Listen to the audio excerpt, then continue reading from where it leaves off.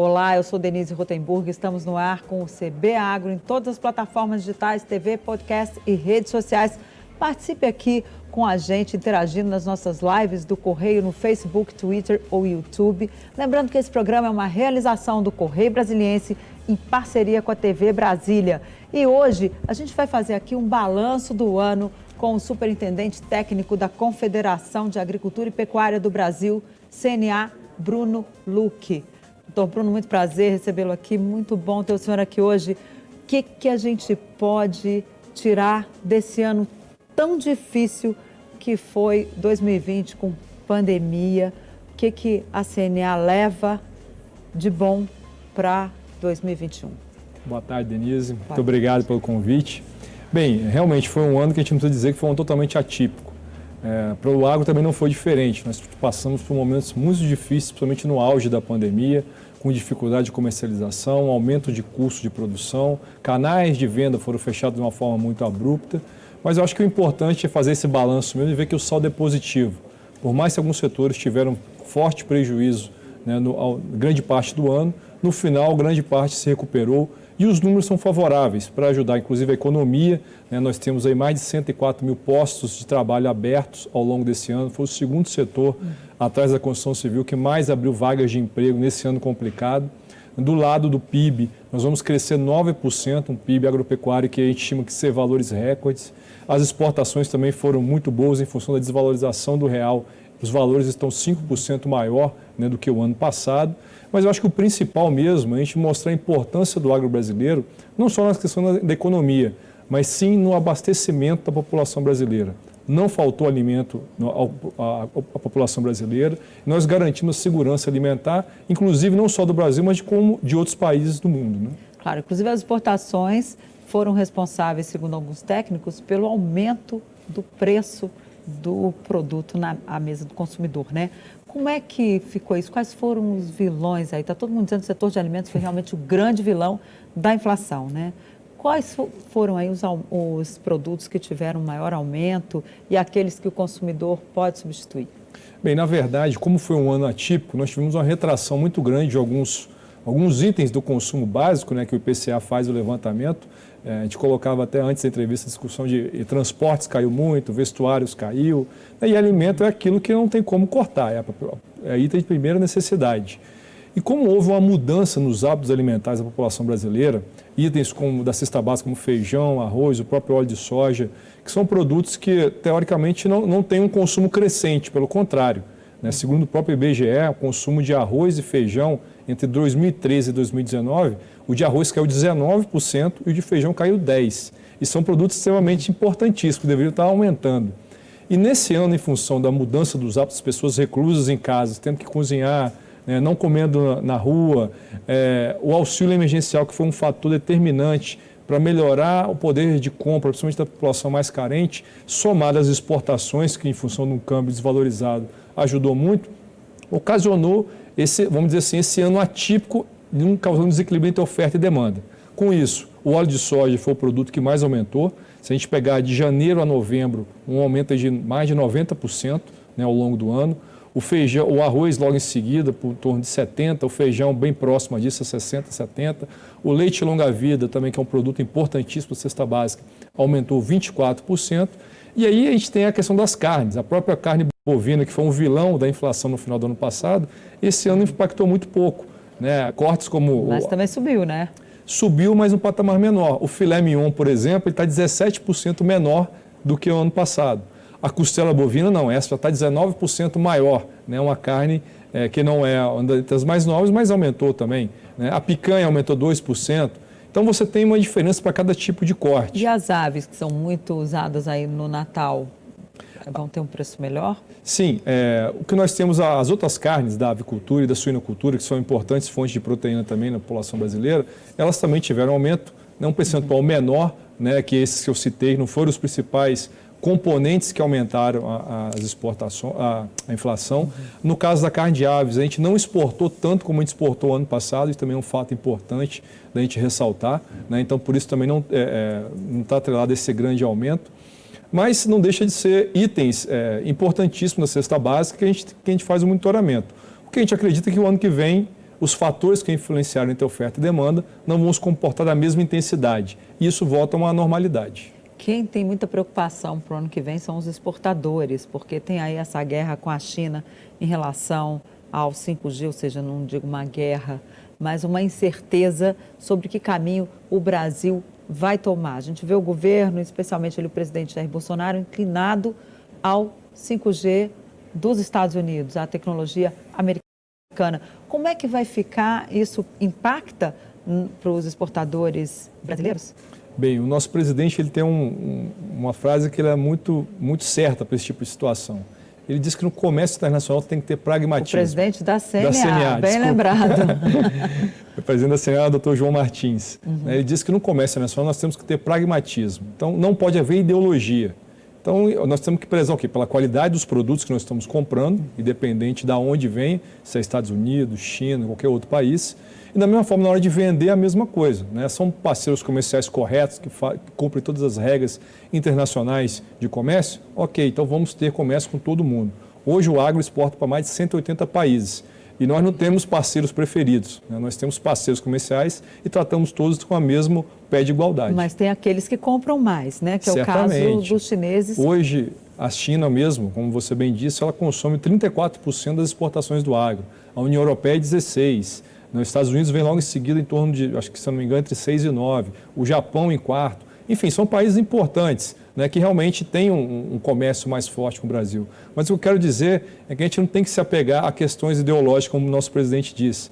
Nós temos que realmente trabalhar para aquilo que o mercado é, que é pragmatismo, né, relação comercial e cumprimento de acordos. Ponto. Agora, não corre o risco da China aumentar as tarifas dos produtos brasileiros, como ela está fazendo, por exemplo, em relação à Austrália, depois de críticas ao governo chinês por parte do governo australiano?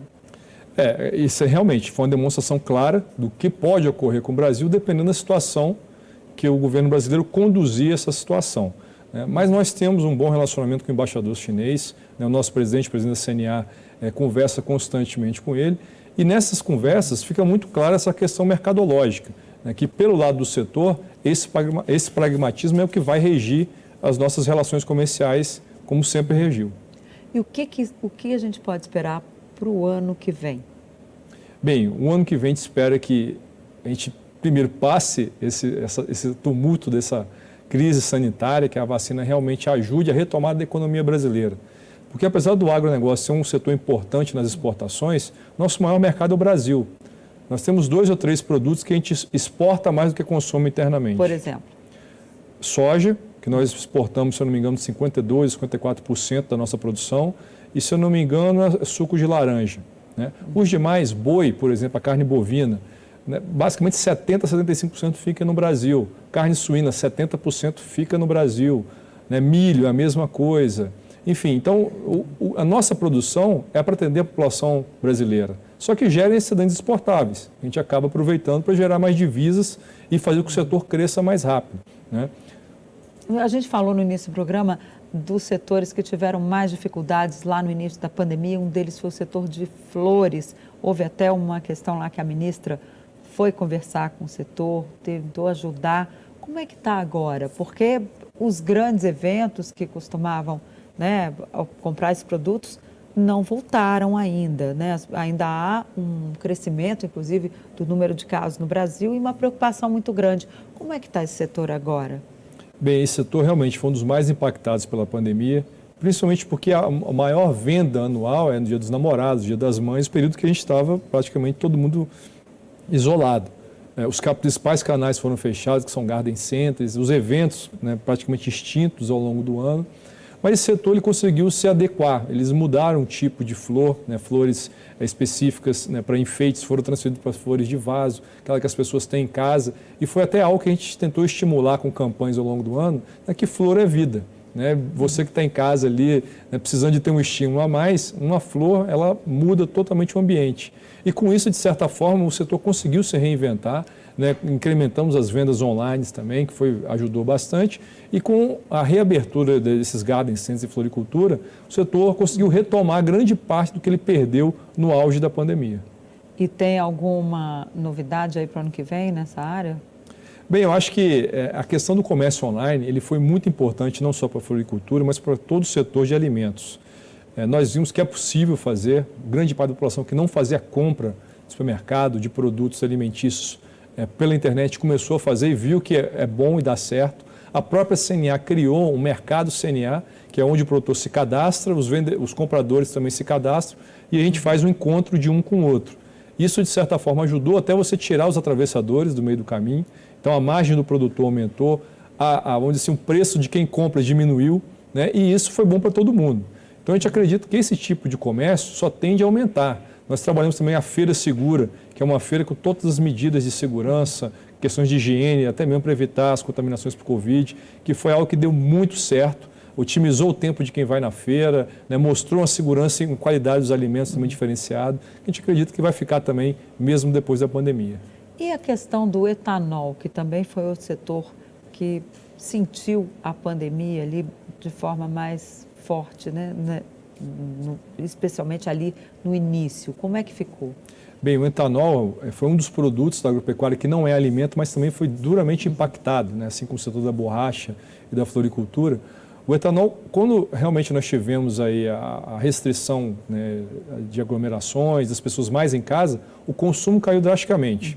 E bem nesse momento nós tivemos uma guerra com os países da OPEP em relação ao preço do petróleo, que também chegou a patamares baixíssimos. Como o preço do etanol está relacionado, de certa forma, ao preço do petróleo, então foi dois fatores fortes no mesmo momento que derrubaram os preços. Ainda tivemos aquela questão, né, com os Estados Unidos, que foi aumentar a cota. Permanência da cota de importação. Que eles poderiam importar sem pagar taxa, sem taxar. Como é que ficou isso? Com essa mudança de governo nos Estados Unidos, há uma perspectiva do governo brasileiro rever essa decisão? O tempo foi dado uma medida paliativa, né? Não foi um período de um ano, foi um período de 3 meses, se eu não me engano, que justamente vence agora. Ou venceu, ou está vencendo nesse momento, eu não me recordo muito bem. Mas é justamente no momento para fazer do governo tomar uma decisão. Se ele vai tornar isso, vai perpetuar para os próximos meses ou vai realmente extinguir nesse período. A CNA já fez alguma gestão aí junto ao Palácio Planalto, junto ao próprio Itamaraty para rever, ou o Ministério da Economia, enfim, para rever essa decisão? Nós nos manifestamos desde a primeira renovação que nós somos contrários. A gente acredita que o Brasil tem total condição de suprir a oferta de etanol, principalmente num ano como esse, que os estoques ficaram bastante elevados. O etanol brasileiro tem características, vamos dizer assim, muito menos impactantes para o meio ambiente comparado ao etanol americano. Então, são vários fatores, não só econômicos, mas também ambientais, que valorizam a produção nacional. Então, nós colocamos desde o início que nós éramos contra, né, teve esse período de reavaliação e a gente espera que não seja prorrogado. Agora, a gente está vivendo um período em que está sendo muito valorizado a questão da sigla em inglês ESG, Environment, Social and Governance, ou seja, meio ambiente, social, a área social e também a governança. Como é que está isso em relação ao agro? A gente tem o Brasil sendo muito criticado lá fora por causa do desmatamento e a vontade, especialmente dos grandes investidores, de ver que as empresas apliquem o ESG na sua administração, na fabricação dos seus produtos. Como é que está isso aqui no Brasil? Como é que a CNA vai levar os produtores a tomarem essa atitude com uma preocupação maior com o meio ambiente? Bem, basicamente, esses conceitos são o mesmo conceito, o tripé da sustentabilidade, né, que é o ambiental, o social e o econômico. Então, os três têm que andar juntos, eu não posso ter um desequilíbrio entre eles. E a base da agricultura brasileira é uma agricultura tecnológica, né? Nós conseguimos isso através de muita pesquisa, né, de uma lei rigorosa, que é a lei do Código Florestal Brasileiro, né, que é de 2012, que realmente determina o que cada produtor tem que ter de reserva legal, de área de proteção permanente na sua propriedade. Isso é que ele não pode realmente tocar na Amazônia, por exemplo, 80% tem que ser protegido e o produtor só pode explorar 20% da propriedade. É você ter uma casa de 5 cômodos que você pode usar só um e cuidar dos outros 4. Essa é a responsabilidade do produtor da região amazônica. E nós temos certeza que o produtor faz isso. Hoje existem ferramentas para mensurar, o cadastro ambiental rural é uma delas, que o produtor realmente coloca ali informações de georreferenciamento de tudo que ele tem na propriedade. O que nós precisamos é dar demonstrações claras né, de que a lei brasileira está sendo cumprida e ver quais são as origens desses problemas. A questão do desmatamento, a propriedade rural pode ser um dos problemas. Aí eu tenho que separar o produtor que realmente cumpre a lei daquela minoria que nós temos certeza que não cumpre. Agora nós temos problemas em terras públicas, que aí na produção rural. Temos problemas com desmatamento para venda de madeira ilegal, né, mineração, uma série de problemas que nós precisamos dar luz a realmente fazer um diagnóstico correto de quais são as fontes desse desmatamento para tentar corrigir. Do lado da produção, nós temos total interesse. O produtor brasileiro, ele preza pela legalidade, porque isso pode impactar não só na parte produtiva, como na imagem para o Brasil e para fora do mundo. Claro, que acaba impedindo a exportação, né? Exato.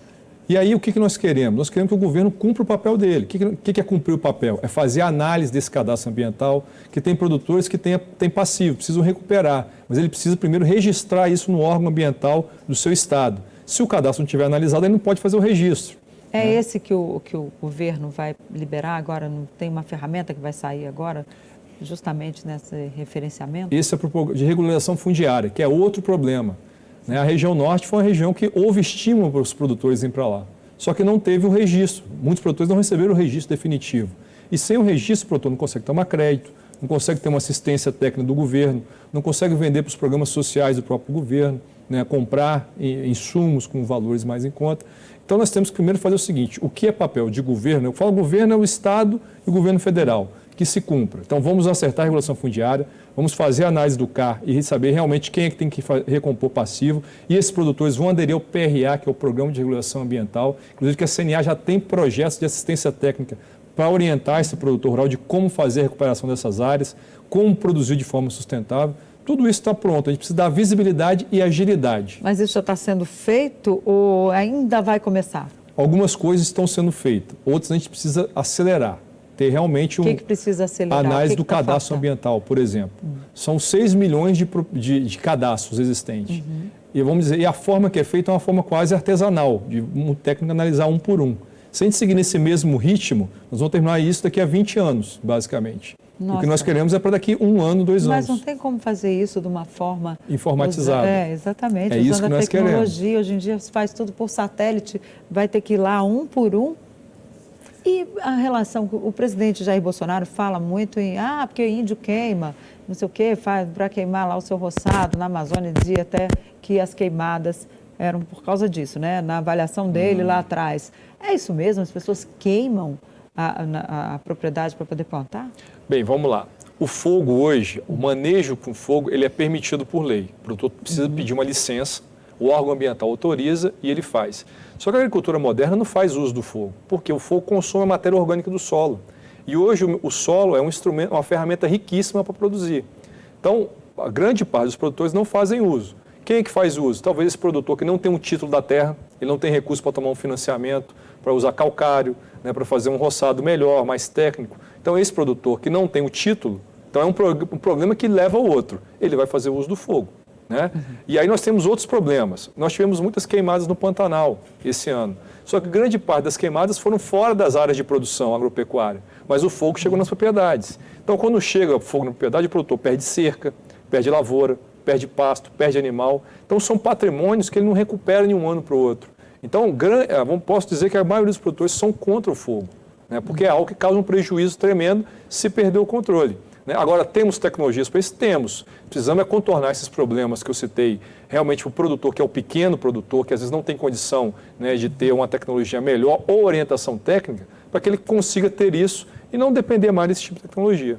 Agora, o que a gente tem mais? É essa queima nas pequenas propriedades ou aquele incêndio criminoso? Pois é, esses são dados que a gente não tem ainda para dizer com segurança.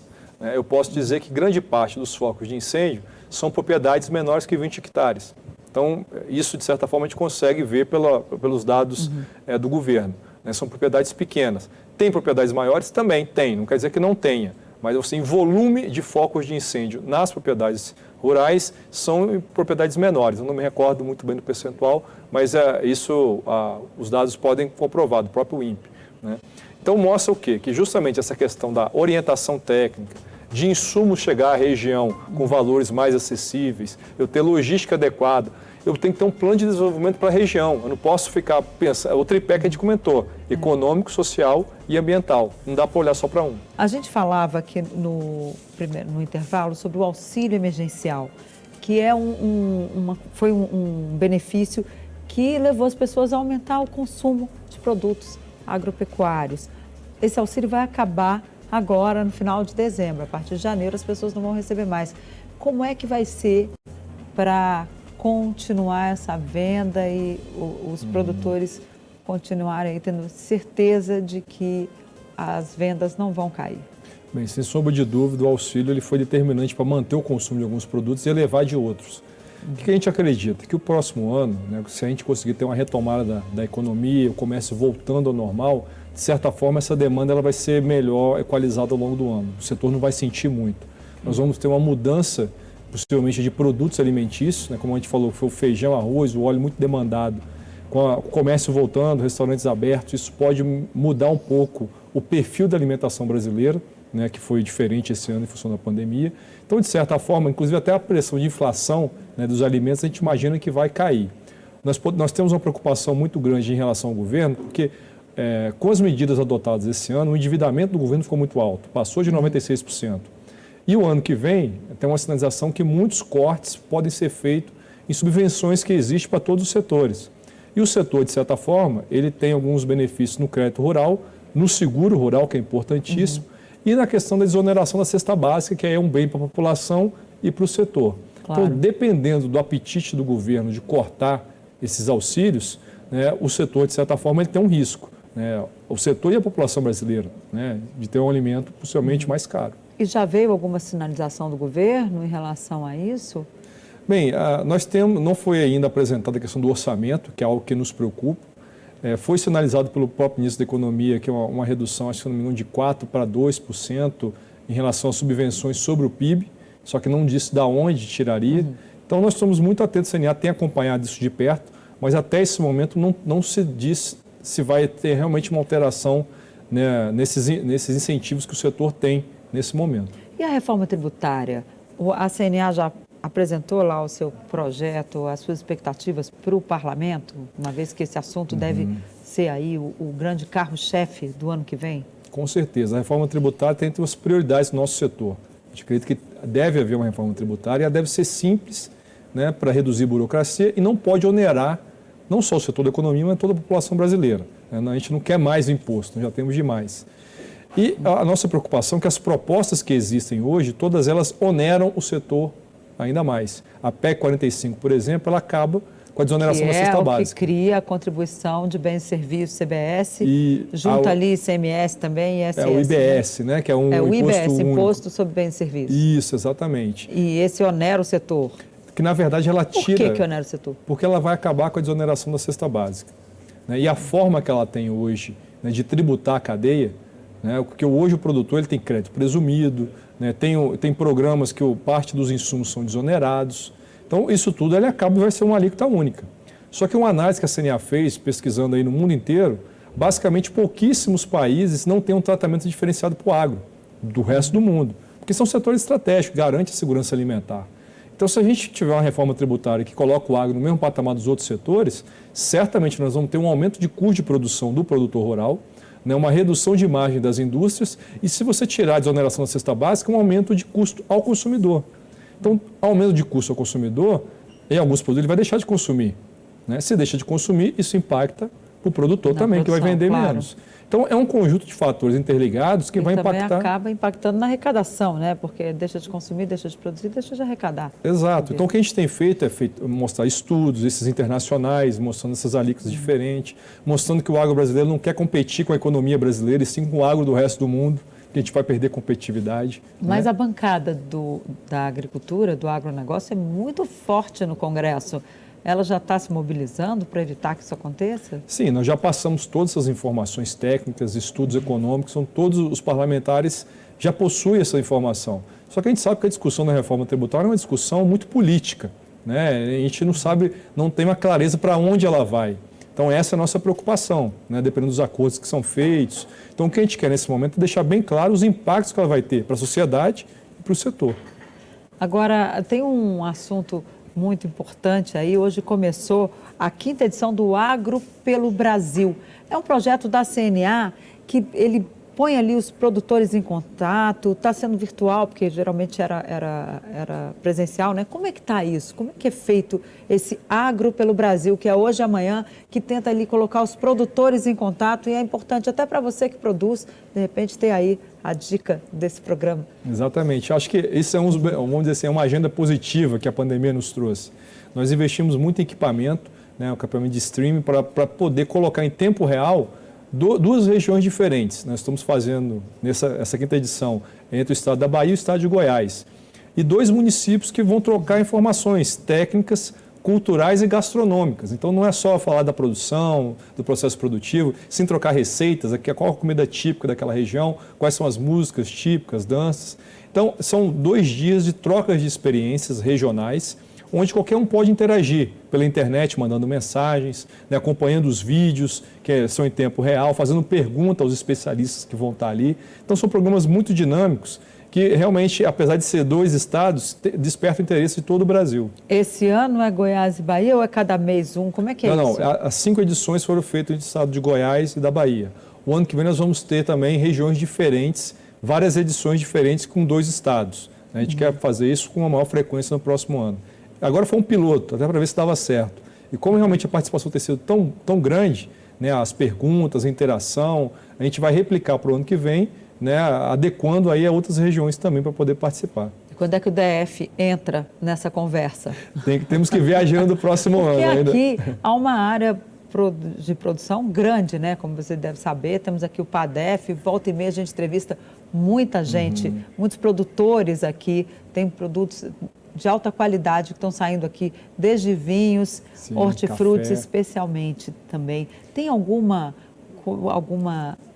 saída aí, alguma proposta específica para essa área de hortifrutis em relação à CNA? A CNA está fazendo alguma coisa para esse setor especificamente? Nós fizemos aqui no DF as edições da Feira Segura, né, aquela de hortaliça, e foi muito bom porque além de produtos, né, ligados à horticultura e fruticultura, nós temos vários produtos de valor agregado, produtos artesanais, queijos, requeijões, né, doces. Então o DF tem uma riqueza muito grande.